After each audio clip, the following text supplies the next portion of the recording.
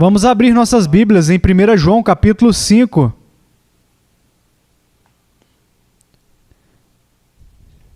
Versículo 13. 1 João capítulo 5, versículo 13.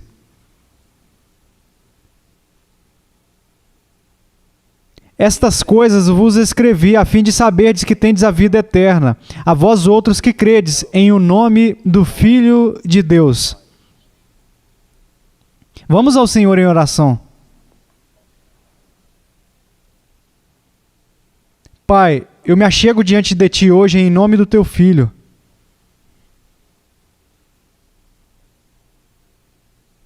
Senhor, há uma grande batalha aqui neste lugar, que veio para atrapalhar esse culto.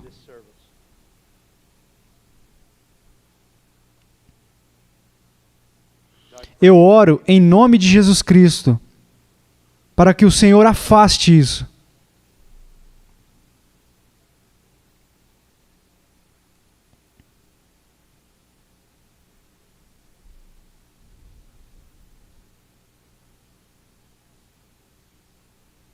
E que a Tua palavra seja proclamada. Que o Espírito de Deus opere no coração dos homens.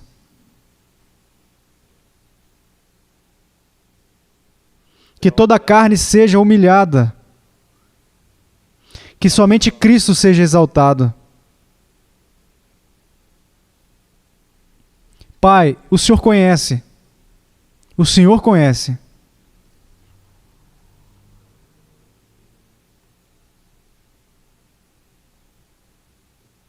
Restaure a obra, Senhor, que o Senhor começou nesta manhã. Não deixe que nada te impeça. Em nome de Jesus. Amém. Hoje nós vamos falar sobre salvação. Não há nada mais importante do que o Evangelho de Jesus Cristo e a salvação. A maioria de vocês são mais jovens do que eu, mas vocês vão descobrir que a vida vai passar rapidamente, que os seus dias vão passar rapidamente, que vai demorar menos de um século, menos de várias décadas, que cada um de nós estará diante de Deus e será julgado. Há alguns que ficarão diante dele e vão ouvir: muito bem, servo bom e fiel. Haverá outros que rejeitaram a graça por toda a vida. Eles rejeitaram a graça e por causa disso, eles vão ouvir: apartai-vos de mim, eu nunca vos conheci. É muito claro nas Escrituras, mas por causa do país em que nós vivemos, cheio de tantas heresias, é difícil para muitos discernir se são ou não verdadeiramente cristãos. Alguns aceitam o Evangelho como se fosse algo para comprar depois das vendas, pensando que a segurança eterna delas está seguro, que é seguro, porque uma vez na vida eles fizeram uma oração e pediram a Jesus para entrar. Eles são outros que caminham em condenação, porque eles têm legalismo e todos os tipos de justiça própria lançados sobre eles, de uma maneira que, embora sejam verdadeiros crentes em Cristo, eles caminham em constante dúvida. Somente as Escrituras podem nos conceder o equilíbrio correto, apenas as Escrituras. Como sabemos se somos verdadeiramente cristãos? Quando é tão fácil ser enganado. Por um lado, ser indiferente quanto à fé. Por outro lado, ser cheio de justiça própria. Como nós podemos conhecer verdadeiramente se somos ou não cristãos? E esta é a razão pela qual este livro foi escrito. 1 João capítulo 5 nos diz essas coisas. O que são essas coisas? As coisas escritas neste livro. Vos escrevi. Para quem? Para aqueles que creem no nome do Filho de Deus. Foi escrito para verdadeiros crentes. Para qual propósito? Ao ouvir a palavra de Deus, o Espírito de Deus a aplicaria em seus corações e eles teriam uma garantia bíblica de que eram convertidos. Agora, esse é o propósito de João, mas ao mesmo tempo, quero que vocês vejam que esse propósito pode se reverter para aqueles que pensam que acreditam, mas não acreditam. Porque João vai nos dar uma série de testes, pelo qual nós podemos examinar as nossas vidas para ver se estamos na fé. E aqueles que são verdadeiros crentes se regozijarão e ficarão fortes com o que ouvem neste texto. Aqueles que são incrédulos, bem, existem duas possibilidades. Que o coração deles esteja tão endurecido que eles vão ouvir isso, vão julgar a si mesmo e ainda vão ter paz. Ou o coração deles será quebrantado e eles vão começar a enxergar. Eu não conheço. Agora, antes de chegarmos a esses testes, eu quero fazer uma pequena introdução desta maneira. Como nós sabemos se somos cristãos? Existe um sentido e nós podemos olhar para isso logicamente, mas com uma verdadeira lógica e uma honestidade. A Bíblia promete isso, pois Deus amou o mundo de tal maneira que deu o seu próprio Filho, para que todo aquele que nele crê não pereça, mas tenha a vida eterna. A verdade proposicional aqui, existem declarações sendo feitas, e essas declarações são isso: aquele que crê em Cristo tem a vida eterna. Então, a lógica, existe uma razão. Você se pergunta, eu creio? Eu confio apenas em Cristo? Ou eu estou confiando em Cristo e mais alguma coisa?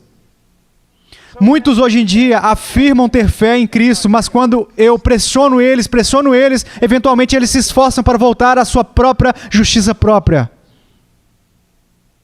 Mas o verdadeiro crente, bem, deixa eu dizer dessa maneira, será mais fácil para um camelo passar pelo buraco de uma agulha do que alguém pudesse passar para o céu com um fiapo de justiça própria sobre si. O verdadeiro crente é uma pessoa quebrantada. O verdadeiro crente amanhece sobre o pecado. O verdadeiro crente só tem esperança, alegria e paz por causa de Cristo. O verdadeiro crente não se deleita com constantes olhares internos. Se regozija em sua própria piedade e não chamam a atenção para si. Mas eles adotam as palavras do salmista que disse: não a nós, Senhor, não a nós, mas a Ti seja a glória. Não chamando atenção para si, não se gabando de sua própria justiça, não se exaltando por causa de sua própria piedade, não vai abrir a porta e dizer: olhe para mim! Porque os seus atos mais justos são trapos imundos diante de Deus, que é um Deus santo, e cheira mal nas narinas de Deus. Mas o verdadeiro crente diz: eu não tenho nada, exceto Cristo, e somente Cristo. Eles cresceram em verdadeira sabedoria espiritual, de uma maneira que dizem isso: eu já não me glorio na carne, mas eu espero em Cristo. Somente em Cristo.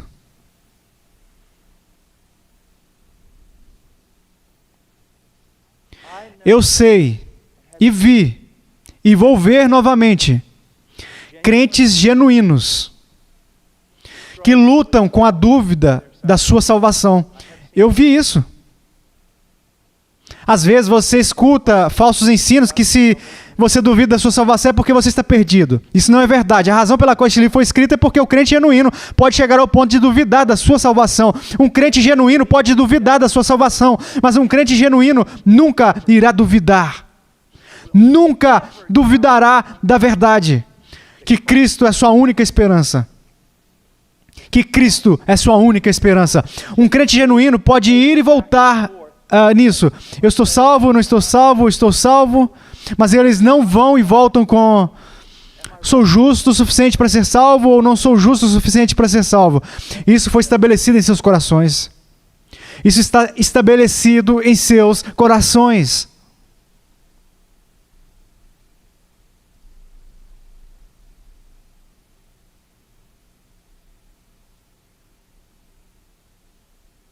Agora, versículo 13.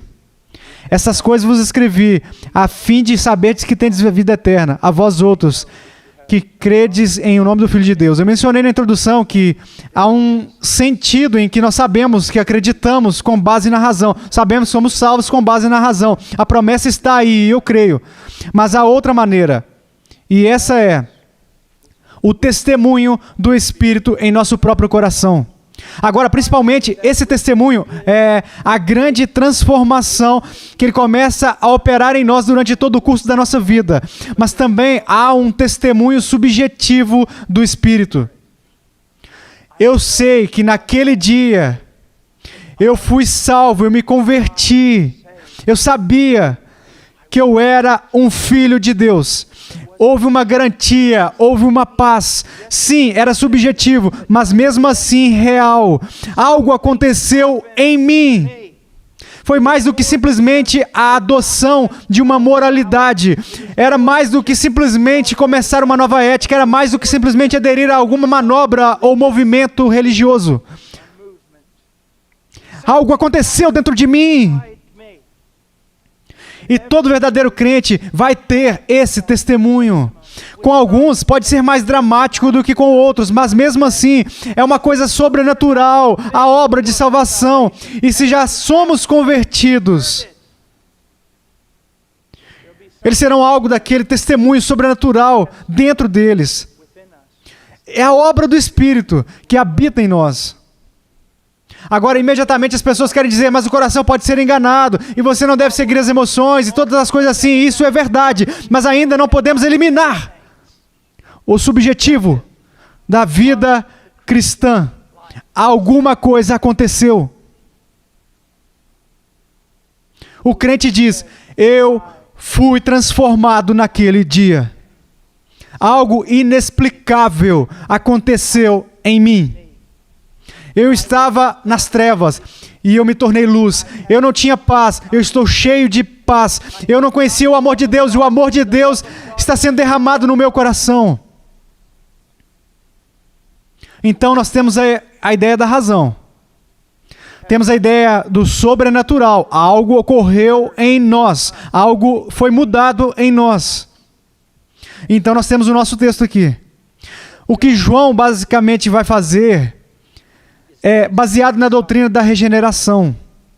Você não pode entender 1 João a menos que entenda a doutrina da regeneração. E qual é essa doutrina? Essa salvação é mais do que simplesmente uma decisão humana. Que quando alguém é verdadeiramente convertido, Deus transforma sua natureza. Ele muda o seu coração e escreve a sua lei em seu coração. E essa é a promessa de toda a nova aliança. Na história de Israel, nós vemos Israel sendo tirado do Egito. E o que nós vemos? Eles receberam a lei, tábuas de pedra, algo externo. Então nós vemos nada além de uma história de desobediência. Então chegamos até Jeremias. Centenas de anos depois, e Deus profetiza, Deus fala por intermédio de Jeremias, e ele diz isso, eu vou fazer uma nova aliança, e tudo será diferente. Não é como a aliança que fiz com eles quando os tirei do Egito. Não, não será eu concedendo a eles tábuas de pedra externa. O que eu vou fazer é, eu vou escrever as minhas leis no coração deles, e eles não terão necessidade de serem ensinados a respeito dessas coisas. Porque eu mesmo vou ensiná-los. E eles serão meu povo. E eu serei o Deus deles. Então, nós temos Paulo dizendo em 2 Coríntios capítulo 5, se alguém está em Cristo, nova criatura é. E aqui está o que vocês precisam entender. Existe uma relação direta entre a natureza e a vontade. Natureza e vontade. Se a natureza é má, a vontade vai se inclinar para o mal. Você precisa entender isso. Esse é o caso de todo homem nascido neste planeta. Ele nasce com uma natureza caída e a sua inclinação, a direção da sua vontade é inclinada para o mal. O que deve acontecer? Um homem precisa ser regenerado. O seu coração precisa ser transformado por Deus. E quando Deus concede ao homem uma nova natureza, essa nova natureza tem afeições novas e justas. E essas novas e justas afeições conduzem esse homem à vontade de Deus, para fazer e querer fazer a vontade de Deus. E é por isso que João agora pode escrever que aqueles que verdadeiramente conhecem a Cristo vão viver de uma determinada maneira. Vocês estão entendendo isso? Haverá frutos. Mateus capítulo 7. Vocês os conhecerão. Não apenas o falso profeta, mas vocês conhecerão tudo pelos seus frutos. Deixa eu colocar dessa maneira, sabe? Não me importa quantas escrituras você conhece. O que você faz? O que você faz? A Bíblia não olha o que tanto sai da sua boca. O que você pratica? Como você vive? O que você é? Como você é? Essa é a evidência de uma pessoa verdadeiramente convertida. E há tantas pessoas pegando Mateus capítulo 4, e elas dizem que quando o diabo vier, você vai ter que citar a escritura para ele. Jesus não derrotou o diabo naqueles 40 dias no deserto, porque ele citou a escritura para o diabo. Essa é a coisa mais tola que eu já ouvi, mas é predominante na terra, não é mesmo? Ele não derrotou o diabo citando as escrituras a respeito do diabo. Ele derrotou o diabo obedecendo a escritura que ele citou. Vocês estão entendendo isso? Vocês entendem isso? Isso não é magia. Isso não é mágica. Isso é fé e obediência. Isso é o que é. Agora vamos examinar esses testes e começar no capítulo 1. Versículo 5. Ora, a mensagem que da parte dele temos ouvido e vos anunciamos é essa, que Deus é luz e não há nele treva nenhuma. Deus é luz. Agora, quando ouvimos isso, principalmente as pessoas começam a pensar, sim, Deus é santo, não há mancha nele. E isso é verdade. Mas essa provavelmente não é a ideia principal de João aqui. Veja, havia um grupo de pessoas. Eles não podem ser chamados de gnósticos, mas pelo menos eles foram, no começo, gnósticos. Era um culto terrível, terrível, que causou um grande dano ao cristianismo. E nos primeiros séculos do cristianismo. E na verdade ainda existe hoje em dia. Não apenas em um grupo chamado gnóstico, mas permeou até mesmo partes do evangelicalismo. Eles eram um grupo perigoso, eles ensinavam basicamente isso, que Deus não é luz, Deus é trevas, no sentido de que Deus está oculto, esotérico, que você não pode realmente conhecer a Deus. O homem comum, o crente comum, não pode realmente conhecer a Deus. Somente essas pessoas super espirituais poderiam realmente conhecer a Deus. E por não conhecer a Deus também não poderíamos realmente entender a vontade ou o que Ele realmente deseja. Você entende e vê isso no pensamento secular hoje em dia, não é? Todos os políticos vão dizer que acreditam em Deus, só que Ele não pode ser conhecido e não falou nada. Portanto, você pode dizer que acredita em Deus, mas não precisa dizer nada que Ele diga ou fazer nada que Ele faça. Mas João voltou e o que ele disse? Não, Deus é luz. E neste caso, conhecendo João, conhecendo o Evangelho de João, eu diria que a sua ideia principal é Deus se revelou. Deus se deu a conhecer. Então, olhe dessa maneira. Esta é a mensagem que da parte dele temos ouvido e vos anunciamos esta, que Deus é luz e não há trevas nenhuma nele. Versículo 5. Se dissermos que temos comunhão com ele... Muitas vezes essa passagem ensinou, tipo, se referindo aos crentes, de preferência ou não, os crentes estão caminhando em relacionamento, ou os crentes não estão caminhando em relacionamento, mas isso está completamente fora do contexto dessa passagem. Ter comunhão com Deus é ser um crente. Estar fora dessa comunhão com Deus é ser um incrédulo. Agora é só isso, é isso que João está ensinando. Então, basicamente, ele está dizendo, se dissermos que mantemos comunhão, ou se dissermos que somos cristãos, e andarmos nas trevas, agora a palavra andar aqui é peripatel, do grego. Peri significando ao redor, e patel significando andar, caminhar, significa andar por aí. É uma palavra comumente usada por João, comumente usada por Paulo, que se refere a um estilo de vida em todas as áreas da vida. A Bíblia não vê espaço para dividir a nossa existência em secular e sagrado. Ou há lugares onde devemos obedecer a Deus e lugares onde isso não pertence a Deus, então tudo bem. Não é assim que a Bíblia enxerga. Que todas as coisas pertencem a Deus. E esse nosso estilo de vida, se for honesto, se for a verdade, praticaremos a nossa religião em todos os lugares que caminharmos. Então ele diz, se dissermos que mantemos comunhão com Ele e caminharmos, se somos crentes, e ainda assim, caminharmos em quê? Se o nosso estilo de vida está imerso em trevas. Agora, o que é trevas? Não é o que vocês pensam. É mais maldade do que você realmente crê, e é menos maldade do que realmente você acredita. Você acha que a escuridão teria a ver com algo tipo assim, isso teria a ver com satanismo, ou bruxaria, ou ateísmo? Mas saiba que a ideia aqui é essa. O que é luz? A revelação de Deus. O que Deus revela?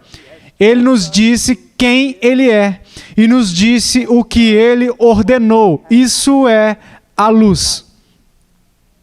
Sabemos que recebemos luz. Quem é Deus? Temos luz sobre ela. Qual é a vontade de Deus? Aquele que caminha nas trevas, caminha de uma maneira que contradiz o que Deus nos disse sobre si mesmo. E contradiz o que Deus disse sobre a sua vontade. Isso é o que significa caminhar em trevas. Agora, eu quero que olhemos para algo, porque nós temos que ser muito cuidadosos aqui. Em primeiro lugar, a palavra peripatel está em um tempo presente, denotando ação contínua. Não é apenas falar sobre um momento no tempo, mas também sobre o estilo de vida de uma pessoa. Então, se você fosse simplesmente julgar uma pessoa por um momento no tempo, na história, você poderia julgar mal essa pessoa. Você pode ver um verdadeiro crente cometer uma ação que é pecado e imediatamente os descrever como incrédulos, mas isso não seria bíblico, não seria justo, não seria correto. Ou você pode enxergar uma pessoa com moralidade grotesca e ódio contra Deus. Você poderia vê-los, em um momento, vê-los fazer algo de uma ação justa e chegar à conclusão, eles são crentes. Então você vê esses dois momentos de tensão, esses momentos são enganosos. Mas o que a Bíblia está falando é a respeito de olhar para todo o seu estilo de vida. Como eles vivem durante todo o curso dos seus dias e durante todo o curso de todas as suas atividades. Como eles vivem. Vocês estão entendendo? Agora, aqui está a pergunta para vocês. Vocês caminham nas trevas? E perceba isso, você pode caminhar nas trevas e ser muito moral. Você caminha de uma maneira que contradiz o que Deus revelou a respeito da sua natureza, sobre quem Ele é. Você caminha de uma maneira que contradiz o que Deus revelou a respeito da sua vontade. O seu estilo de vida é uma contradição com a vontade de Deus? Ou está de acordo com a vontade de Deus? Nós poderíamos definir dessa maneira, se quiséssemos voltar ao livro de Efésios. Você está caminhando de acordo com o curso deste mundo, desta era? Você está indo com o fluxo? Ou você está caminhando contra o curso deste mundo, com os seus olhos postos na vontade de Deus, sendo conformado à imagem de Deus? Portanto, essa é a primeira coisa que vocês precisam responder. E esses testes, antes de prosseguirmos, também são muito importantes para os pais. Porque uma criança criada em um lar religioso geralmente vai dizer: eu creio, eu creio, eu creio. E se uma criança disser: eu creio, ninguém nunca deveria olhar para essa criança e dizer: não, você não. Não devemos esmagar o fogo que está dentro deles, mas também não se precipite em sua afirmação dessa fé. Uma coisa apropriada a fazer é dizer: se você crê, você está salvo. Mas nos deixe cuidar da sua vida. Vamos nos examinar à luz das Escrituras, até que você tenha plena convicção da sua fé, baseada na palavra escrita de Deus. Vocês estão entendendo isso? Simplesmente uma coisa prática aqui para a igreja, para os pais. Outra coisa muito apropriada a fazer, algo um tanto útil. É muito útil. Quando uma criança diz eu creio, como se eles quisessem participar da ceia do Senhor, ou eles querem ser batizados depois de verem um batismo. Bem, eu posso fazer isso também? Sente com ele e discuta o assunto com eles, mas depois diga a eles: aqui está o que eu quero que você faça. Domingo, vá até os anciãos. Vá até os anciãos e converse com eles. Bem, pai, você vem comigo? Não. Não, eu não vou. Se você realmente pensa que o Senhor trabalhou na sua vida, vá falar com o irmão Anthony e o irmão Mark. Em seguida, marque uma reunião com eles para que possa discutir esses assuntos com você. É uma maneira um tanto prática de enxergar se alguém quer ser batizado só porque todas as outras crianças foram batizadas. É uma maneira muito prática de enxergar que alguém quer estar na ceia do Senhor só porque viram algumas outras crianças da idade delas na ceia do Senhor. Porque você não gostaria que os anciãos se envolvessem nisso? Dando conselho. E quando você enxerga uma criança que diz: então eu irei aos anciãos porque eu me converti. Uau! E eles se sentam e explicam a fé deles, explicam o que Deus tem operado em suas vidas. É isso. Isso é algo bom. Agora, simplesmente um pensamento prático. Então, o primeiro teste é este: o verdadeiro crente caminhará na luz, como um estilo de vida. Vai caminhar de acordo com o que Deus revelou a respeito da sua natureza e a sua vontade. Agora, se você pegar as minhas palavras e levar a sério neste momento, você deveria estar tremendo. Por quê?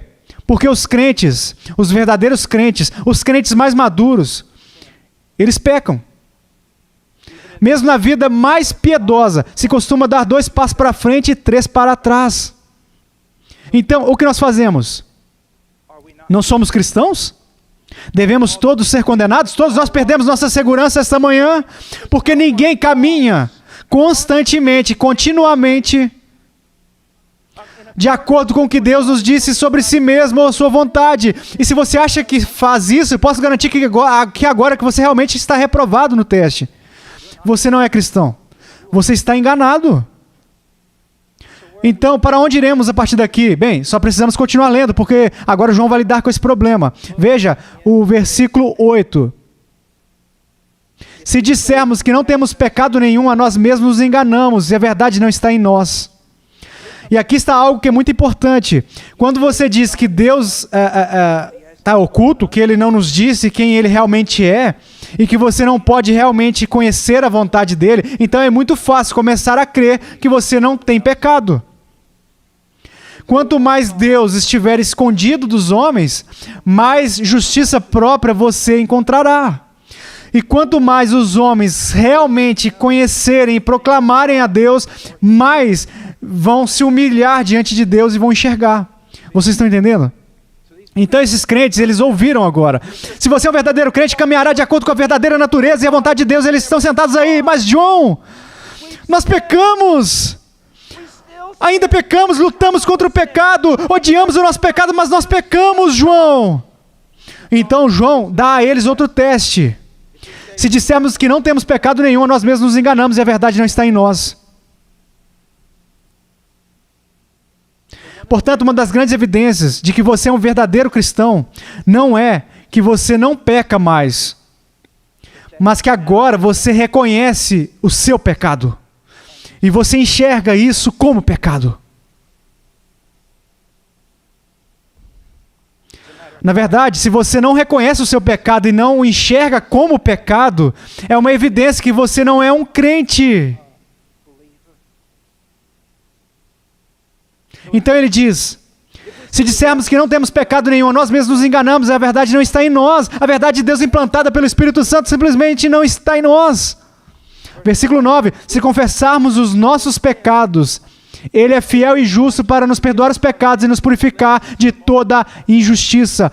Se confessarmos os nossos pecados, qual é uma das maiores evidências de um verdadeiro crente? Eles reconhecem o pecado em suas vidas. E eles confessam isso. Eles confessam isso. Eles são confessionais dessa maneira. Eles são marcados pelo quebrantamento e pela confissão. Mas não pense que a vida cristã é simplesmente olhar para o seu pecado, ser quebrantado e confessá-lo. Não!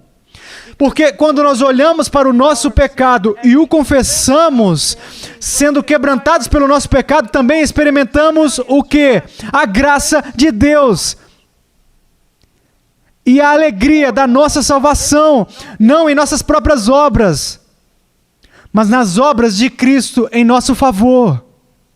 Vocês estão entendendo? Agora, o que isso significa? Confissão. Senhor, me perdoe os meus pecados. Não é isso que a confissão significa. Isso é pedir ao Senhor que perdoe os seus pecados, mas isso não é confissão. Ou, Senhor, se eu pequei de alguma maneira, me perdoe. Isso também não é confissão. O que é uma confissão? Vem da palavra grega homologeu. Homo, que significa igual ou concordar. E logeo, confessar. Homologeo é confessar a mesma coisa. Agora, o que isso significa? Não é o ministério do Espírito Santo que nos fala sobre o nosso pecado? É o seu ministério. Para convencer não só o mundo, mas também a nós do nosso pecado. Então, digamos que nos levantamos de manhã e estamos impacientes com um dos nossos filhos, ou temos sido impacientes com a nossa esposa, ou temos sido frios com alguém, incrivelmente frios com alguém. E quando saímos de casa, do prédio, o Espírito Santo começa a lidar conosco, trazendo a Escritura talvez à mente, nos mostrando que nós pecamos. Então o Espírito Santo diz: você pecou, você tem sido impaciente. A confissão é quando você concorda com o que Deus falou. O que você diz a respeito de mim, Deus, é verdade. Eu pequei, eu estou sendo impaciente. Vocês estão entendendo? Ele está falando a mesma coisa. Está concordando com Deus a respeito do seu pecado. Isso é confissão. Isso é confissão. E o verdadeiro crente, ele é marcado por isto. Ele é marcado por isso. Mas deixa eu mostrar como funciona. Porque já falamos sobre revelação, agora vamos falar sobre confissão. Uma pessoa está caminhando neste mundo, ele é um incrédulo, ele está em trevas. E de repente alguém prega o evangelho para ele, e o Espírito Santo opera no coração dele, e ilumina a mente dele, e ele enxerga Deus como nunca tinha enxergado antes. E à luz dessa luz, ele se enxerga como nunca tinha se enxergado antes. E ele enxerga o seu pecado como nunca tinha enxergado o seu pecado antes. E ele está sendo quebrantado como nunca foi quebrantado antes. Sim, no entanto, ele não se arrepende para a morte, não é um quebrantamento para o desespero, porque naquela revelação de Deus ele enxerga Cristo e o Calvário como ele nunca enxergou antes.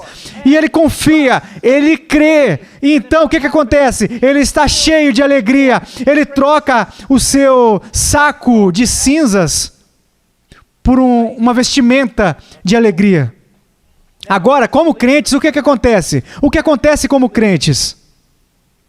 À medida que nós crescemos, você é um novo crente e você começa a estudar as Escrituras. Ao estudar as Escrituras, a natureza de Deus revelada em seus mandamentos, a sua justiça, a sua santidade, ele começa a mostrar a você mais e mais e mais do seu pecado, o que conduz a um quebrantamento cada vez maior, o que leva a uma confissão bem mais profunda, e essa confissão profunda se transforma em uma alegria mais profunda, para que seja o fim da sua vida. Você é mais santo do que quando você começou. E ainda, ao mesmo tempo, você está mais quebrantado do que quando você começou. E ainda, ao mesmo tempo, você está mais alegre do que quando você começou.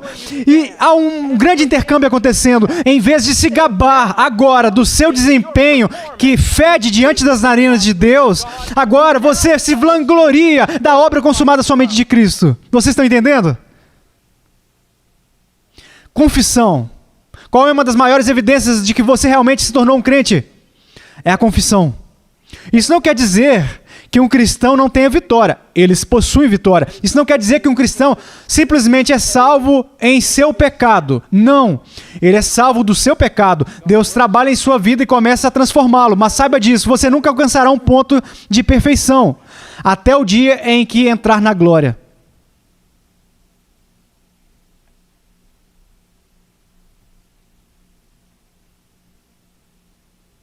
A sua vida é marcada por confissão? A sua vida é marcada por confissão? Você enxerga o pecado de uma maneira diferente agora? Isso o conduz a concordar com Deus e confessar, e às vezes até confessar pecado a um irmão e irmã em Cristo que você prejudicou.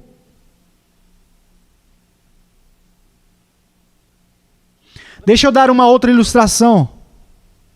Isso vai ajudar alguns de vocês que eu penso que lutam nessa área. Não que vocês não confessem, é só que vocês estão ali às vezes brigando com o pecado e isso faz com que vocês duvidem que são convertidos. Um homem não é convertido, está se preparando para ir para o escritório, está nevando lá fora, ele está atrasado, ele está tirando os papéis da pasta, e ele tem que passar pela cozinha, ele não tem tempo nem de comer, não tem nem uma xícara de café, ele está miserável ali, ele estende a mão para a porta, ele vai correndo para o escritório. Naquele momento a sua esposa o chama e diz: põe o lixo para fora.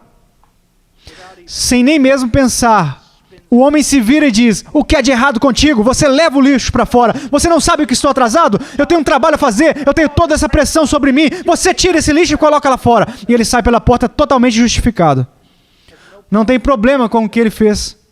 Não há problema algum, ele entra no carro, ele vai tomar um café, ele vai para o trabalho, ele faz a apresentação dele, está tudo ok. 3 meses depois, ele se converteu. Então, 9 meses depois, ele está descendo os degraus, caminhando pela cozinha, está nevando lá fora. Ele tem todos os tipos de pressão sobre ele, há papéis voando para fora da pasta dele, o chefe dele está simplesmente dando a ele problemas de cima a baixo. Ele está se preparando para sair, de repente a esposa dele desce as escadas atrás dele e ela diz: põe o lixo para fora antes de sair. E sem nem mesmo pensar, ele vai, ele vira, ele diz: o que há de errado com você? Põe o lixo para fora você, não vê que eu tenho um compromisso, eu estou deixando cair jornais, tenho tanta pressão sobre mim. Você diz: bem, irmão Paul, o que aconteceu então? O que a conversão fez com ele? O que a conversão fez? No momento em que ele fez isso, no momento em que essas palavras começaram a sair da boca dele, foi como se alguém pegasse uma faca e enfiasse diretamente no coração dele. E ele resiste contra isso. E ele junta os papéis dele, ele não pede desculpa, ele sabe que está errado, ele está ainda mais furioso agora, ele sai pela porta, ele está miseravelmente nervoso, ele entra no carro e ele vai embora, ele não consegue nem dirigir o carro, ele está miseravelmente nervoso pelo que ele fez. Ele resiste, chega ao escritório, ele tem que entrar e fazer a sua apresentação, e finalmente ele simplesmente olha para a sua equipe e ele diz: olha, eu estarei aqui em 1 minuto, eu estarei aqui daqui 1 minuto. Ele fica de joelhos: ó Deus, me perdoe. E quando ele termina aí, ele pega o celular e ele diz: esposa, eu sinto muito pelo que eu fiz. Me perdoe. Eu não posso entrar aí a menos que você me perdoe. Você não acha que isso é poderoso? Vocês não acham que isso é sobrenatural? Eu estou dizendo que é. Algo aconteceu com este homem. E gradualmente ele vai começar a sair mais e mais e mais e mais e mais. E vai demorar algum tempo. Mas quando a sua esposa descer e dizer para ele tirar o lixo, ele vai dizer, eu não posso. Agora. Ou, ok. Eu vou. Porque você não está mais consumido consigo mesmo. Deus trabalhou em seu coração. Você está entendendo? É disso que nós estamos falando. É por isso que eu não suporto esses extremos. Esse extremo onde você simplesmente não se preocupa com o pecado. Sim, eu sou um crente. E esse outro extremo. Bem, você pecou, então está perdido. Ambos são mortais. Você entende? Você pode caminhar por 1000 milhas dessa maneira, 1000 milhas daquela outra maneira e estar na falsidade. Mas caminhar na verdade é como caminhar no fio de uma lâmina de barbear. E há valas em ambos os lados e você pode cair nelas. Evite os extremos.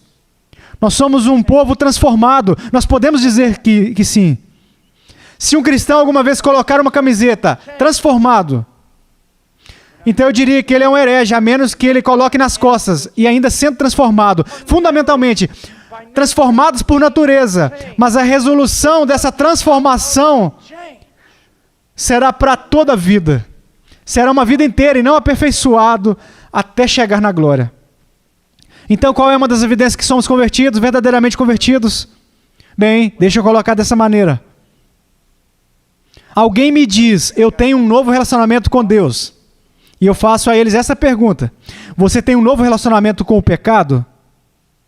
Porque a evidência de que você tem um novo relacionamento com Deus é que você tem um novo relacionamento com o pecado. É como a ilustração do casamento. Eu tenho um novo relacionamento com ela. Bem, então isso significa que você tem um novo relacionamento com todas as outras mulheres neste planeta. Uma relação de não. Vocês estão entendendo? Agora vamos para o próximo teste. No capítulo 2, versículo 4. Não, vamos começar no versículo 3. Ora, sabemos que o temos conhecido por isto. Agora, olhe para isso. Sabemos que somos cristãos por isto. Se guardamos os seus mandamentos. Agora, João vai ser muito mais ousado. Aquele que diz, eu o conheço e não guarda os seus mandamentos, é mentiroso. Agora, vamos parar aqui por um momento. Se eu ganhasse um níquel para cada vez que alguém nos Estados Unidos me dissesse, bem, eu sei, eu vivo no mundo como o diabo e tudo mais, mas você não sabe o que está dentro do meu coração.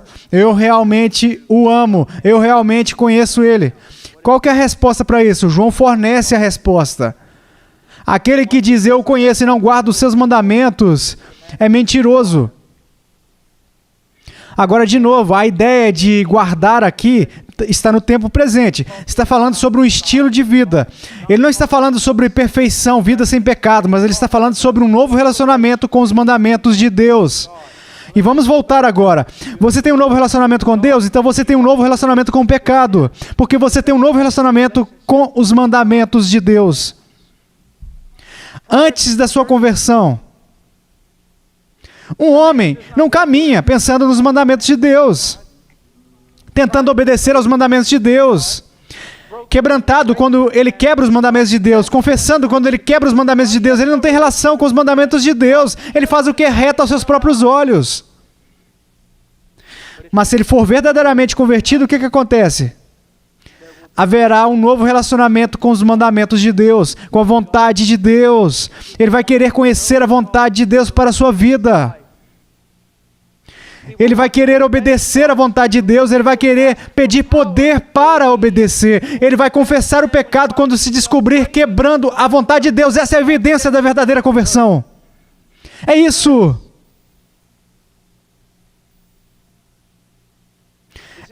É encontrado em vocês? É encontrado em vocês? De novo, não estamos falando sobre algum fariseu hipócrita. De jeito nenhum. Podemos estar falando sobre uma pessoa que está lutando, e lutando muito, mas a sua luta vem do fato de que agora quer obedecer à vontade de Deus. Que deseja obedecer à vontade de Deus. É significativo para vocês. Significativo. É precioso para vocês. E agora, alguns de vocês, porque eu conheço as obras do diabo, eu sei como ela funciona. Alguns de vocês estão dizendo, mas muitas vezes eu não quero estudar as Escrituras. Isso é exatamente o que você está dizendo. Muitas vezes eu sou preguiçoso, significa que eu não sou convertido? Muitas vezes não memorizo, muitas vezes eu não abro a Bíblia. Isso significa que eu não sou convertido? Eu posso me juntar a vocês nessa música que vocês acabaram de cantar?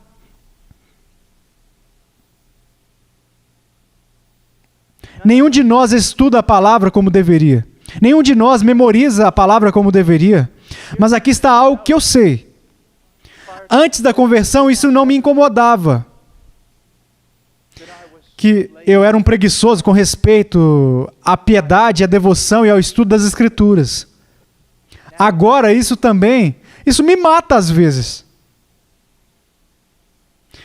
Pô, você é um pregador. Como você pode não querer levantar da cama agora e estudar? Você está entendendo? Se você luta com isso, e eu sei que vocês fazem, se você luta com isso, isso também me diz algo sobre você. Você entende? Se os homens são verdadeiramente, radicalmente depravados, então não há virtude ou desejo de Deus neles, a parte da obra do Espírito. E no entanto, você está sentado aí dizendo, eu desejo ser mais como Ele, eu quero conhecê-lo melhor, eu quero obedecê-lo mais. E isso me mata quando eu não realizo exatamente as coisas que eu desejo. Isso me diz que algo aconteceu com você. Mas você vai ter um novo relacionamento com a sua palavra, você vai. Me escutem, jovens. Me escutem, porque vocês não conhecem o que vocês pensam que conhecem. Eu sei disso, porque quando eu tinha a idade de vocês, eu não conhecia o que eu pensava que conhecia. E eu sei disso porque daqui a 30 anos, se eu estiver vivo até lá, vou olhar para trás, por esse mesmo dia, eu vou perceber que eu não conhecia o que eu pensava que eu conhecia até aqui agora. Isso faz parte da vida cristã.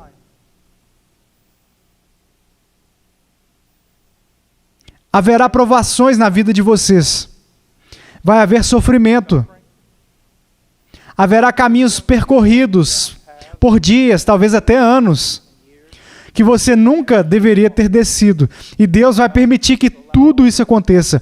Não porque Ele não goste de você, mas porque Ele te ama. Ele vai permitir que todas essas coisas aconteçam para que pouco a pouco toda a sua confiança e a sua sabedoria sejam anuladas. Você está entendendo? E você não vai mais fazer como Israel fez no livro de Juízes, fazer o que é reto aos seus próprios olhos. Mas você vai procurar viver de acordo com seus mandamentos. Não pelo que você enxerga, não pelo que você sente, nem mesmo pelo que você pensa. Mas assim diz o Senhor. Ele vai se tornar o guia da sua vida. Então, se Ele disser fique, você vai ficar. Se Ele disser corra, você vai correr. Se Ele disser ande, você vai andar. Agora vamos para outro teste. Versículo 6 do capítulo 2. Aquele que diz que permanece nele, esse deve também andar assim como ele andou.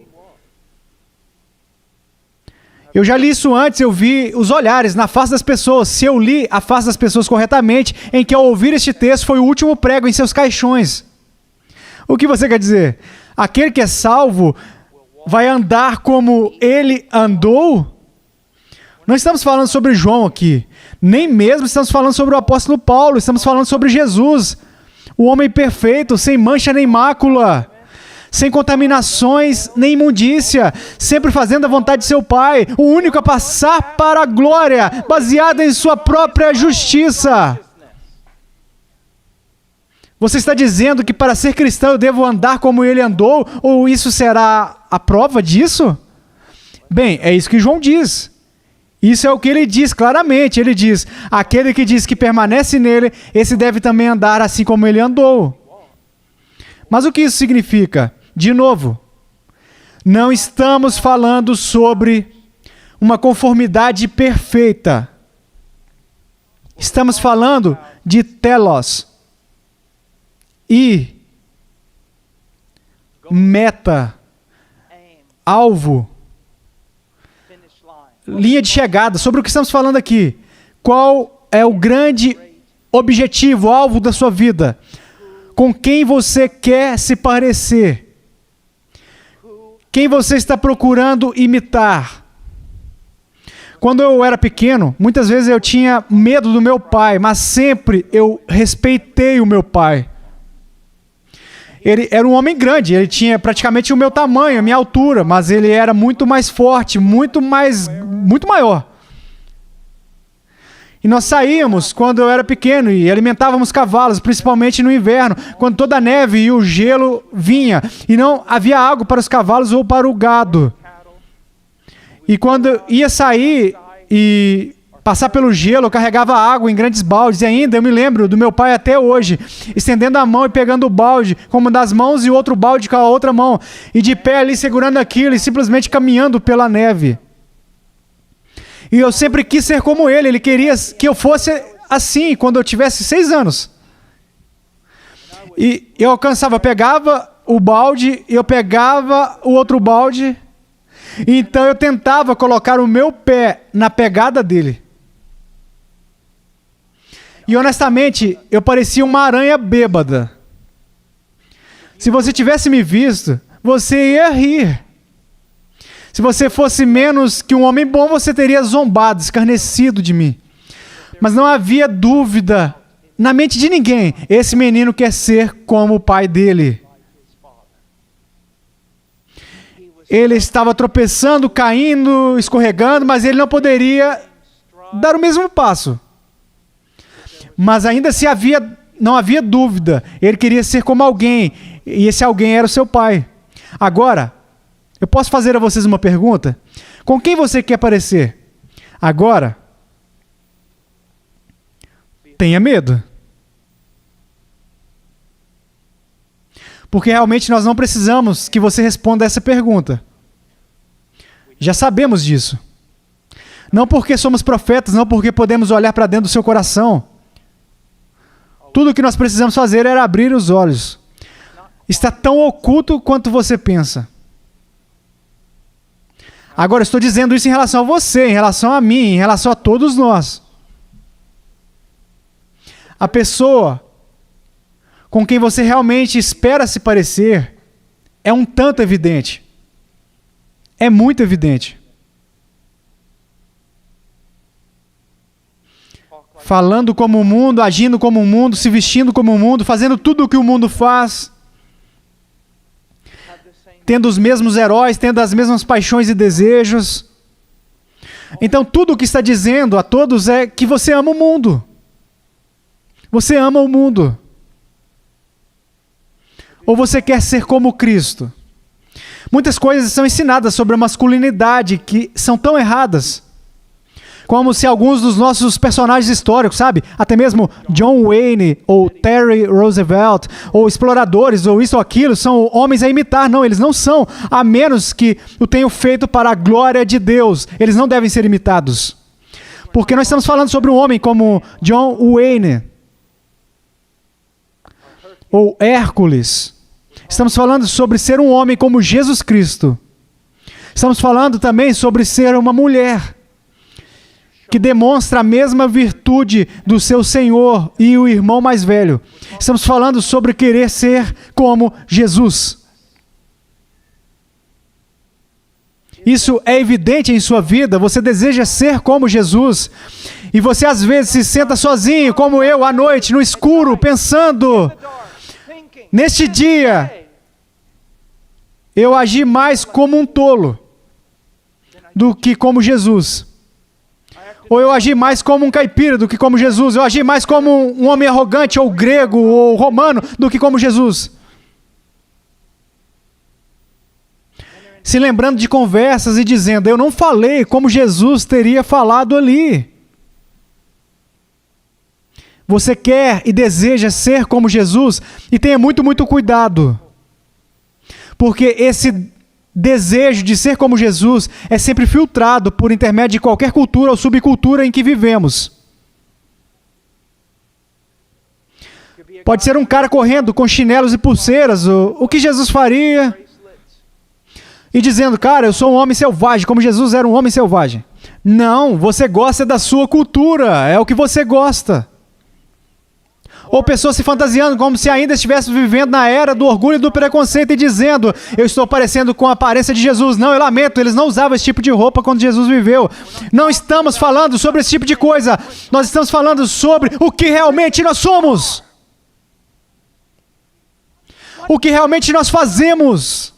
Como nós realmente pensamos. Vocês estão entendendo isso? Isso é muito importante. Agora vamos para o último teste, vamos encerrar. Versículo 7. Amados, não vos escrevo um mandamento novo, senão um mandamento antigo, o qual desde o princípio tivestes. Esse mandamento antigo é a palavra que ouvistes. Todavia vos escrevo um novo mandamento, aquilo que é verdadeiro nele e em vós, porque as trevas se vão dissipando e a verdadeira luz já brilha. Agora, se você já esteve no nosso estudo na quarta-feira à noite, você sabe que esse é um dos meus versos favoritos em toda a Bíblia. Por quê? Eu simplesmente acho isso intrigante. Porque João vai, sabe, eu não estou escrevendo um novo mandamento para vocês. Então ele se vira e ele vai, ó, eu estou escrevendo um novo mandamento para vocês. E você só olha, João, você tem que decidir, você está escrevendo um mandamento antigo, um novo mandamento? Ele diz, não, eu estou escrevendo os dois. O que ele quer dizer? Se você pudesse apenas meditar sobre este texto e ter um vislumbre dele, porque eu não posso explicar ele bem. Nem mesmo o que está no meu coração sobre isso. Ele está dizendo o mandamento de amar. É um mandamento antigo, desde o início. Sempre foi. A marca de quem conhece a Deus é o amor. É um mandamento antigo, mas é um novo mandamento. De qual maneira? Quando Jesus veio, ele nos revelou uma grande expressão de amor.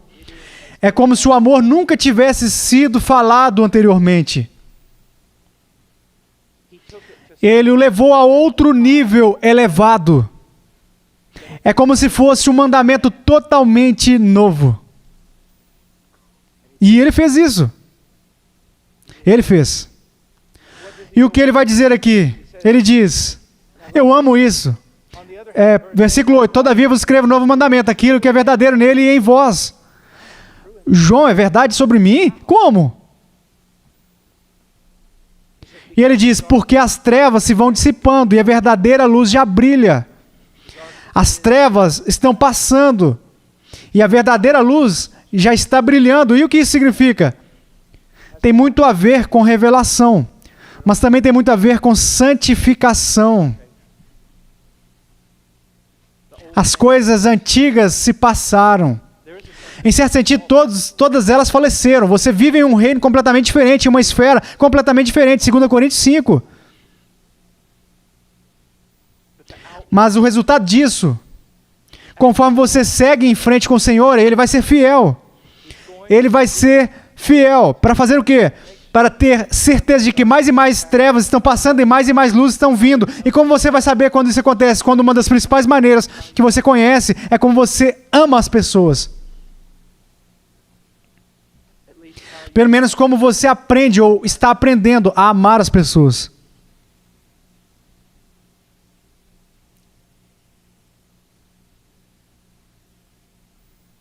A única coisa que eu mais gosto,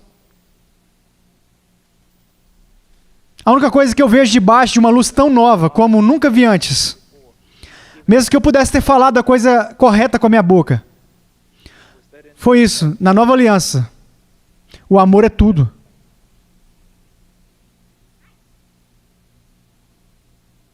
Eu ainda não sei o que eu estou dizendo quando eu digo isso.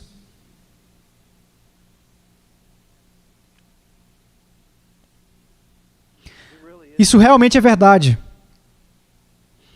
Que se você amar o Senhor, seu Deus, com todo o seu coração, alma, mente e força, e você amar o seu próximo como a si mesmo, que você estará cumprindo a lei de Deus.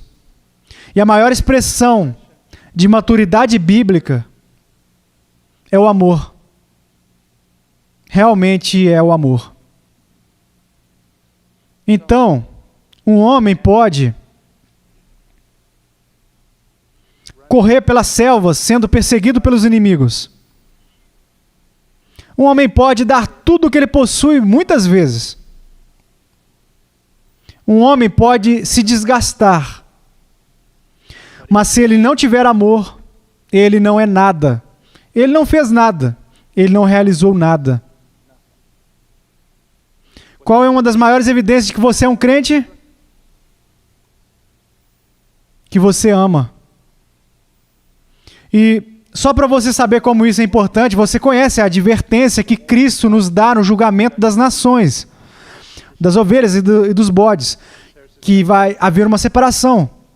As pessoas interpretam mais essa passagem, elas lêem essa passagem e dizem, essa passagem prova que nós precisamos, sabe, dar comida aos famintos, e vestir os pobres, e visitar as pessoas nas prisões e ter um ministério na prisão. Isso não é o que aquele versículo significa, não é isso que essa passagem significa. Agora, nós precisamos alimentar os pobres, precisamos ter ministérios na prisão e precisamos fazer todas essas coisas, mas não é sobre isso que o texto está falando. Você entende como pode citar um texto e simplesmente interpretá-lo totalmente fora do contexto? Jesus não está dizendo que eu era um assassino na prisão e você me visitou. Não é isso que ele está dizendo. O que ele está dizendo?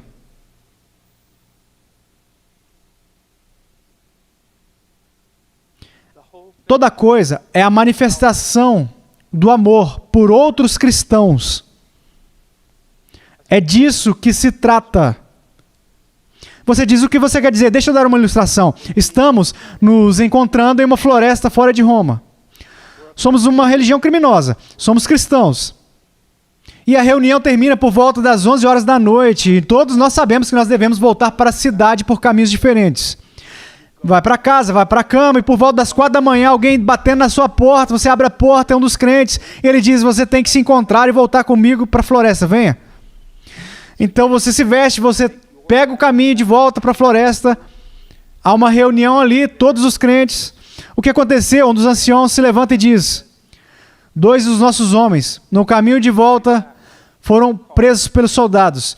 Eles foram encontrados com alguns pergaminhos. Eles foram enganados e agora eles estão presos. Eles foram espancados e foram jogados na prisão. Bem, muitas prisões ao redor do mundo, você pode não saber disso. Se alguém de fora não trouxer remédios, comidas e roupas, você vai morrer. Então eles disseram, temos que fazer algo. E 2 jovens crentes pularam imediatamente, cheios de zelo, como alguns de vocês universitários, cheios de zelo. Vamos levar a roupa para ele. Vamos pegar o remédio, nós vamos pegá-lo. Então um cara mais velho como eu se levanta e diz, lindo, se senta por um minuto, você não sabe o que está dizendo. Você vê, quando você vai e você pega aquele remédio, aquela roupa e tudo mais, e você leva até aquela prisão, eles vão saber, você também é um crente. E se eles souberem, eles não vão estar de bom humor. Eles vão bater em você, vão tirar sua roupa e vão te jogar na prisão. Você sabe o que você está dizendo? Como você diz, eu vou lá? Então, um grupo salta de algum lugar da igreja, pula um grupo de pessoas e diz, isso é simplesmente estúpido, isso é ridículo, nós estamos cansados disso, acreditamos em Jesus também, mas nós continuamos vendo essa igreja ficando mais e mais radical, e estamos cansados disso, achamos que vocês são loucos, nunca fomos chamados para fazer esse tipo de coisa, eles foram pegos, é problema deles, Deus sabe o que está fazendo, estamos fora daqui. E eles vão embora. E o que você acabou de ver? A divisão das ovelhas e dos bodes diante do dia do julgamento. Então 2 anciãos se levantam e disseram, olha, nós criamos nossas famílias. Jovens, se sentem, não queremos que vocês vão, nós criamos nossa família, nossos filhos estão crescidos, nos dê as coisas.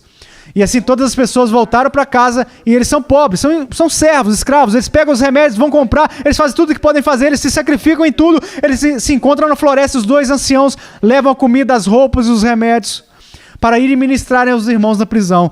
É disso que Jesus está falando. Ele está basicamente dizendo isso, uma das maiores, se não as maiores evidências de que você crê nele e que você o reivindicou como Senhor, é que você ama os irmãos. Você ama os irmãos. Agora, eu sei que há pessoas nesta igreja, muitos queridos irmãos e irmãs em Cristo, que são convertidos, que fariam isso. Eu sei disso, e isso é maravilhoso. E o que eu vou dizer agora, por meio da igreja, não é de maneira alguma para menosprezar, desfazer disso. Eu sei que vocês fariam isso. Mas igreja, se lembre disso. Nós temos irmãos e irmãs em Cristo na prisão. Nós temos irmãos e irmãs em Cristo necessitados. E talvez como corpo devêssemos dar mais atenção a isso. Vocês não acham? Eu sei que tem gente aqui que daria tudo o que tem a fim de ajudar um irmão ou uma irmã em Cristo. Eu sei que vocês fariam isso, mas assim como eu, muitas vezes nós esquecemos, não é? Quantos de nossos irmãos e irmãs em Cristo estão sofrendo e passando necessidade? Nós precisamos colocar isso diante do outro o tempo todo. Como nós podemos ajudar? Como podemos ajudar? O que nós podemos fazer? Alguém me disse há muito tempo atrás, você mora nos Estados Unidos, não precisa ficar assim. Então, eu posso escolher. Por causa dos irmãos e irmãs em Cristo. Vamos simplesmente pensar sobre isso.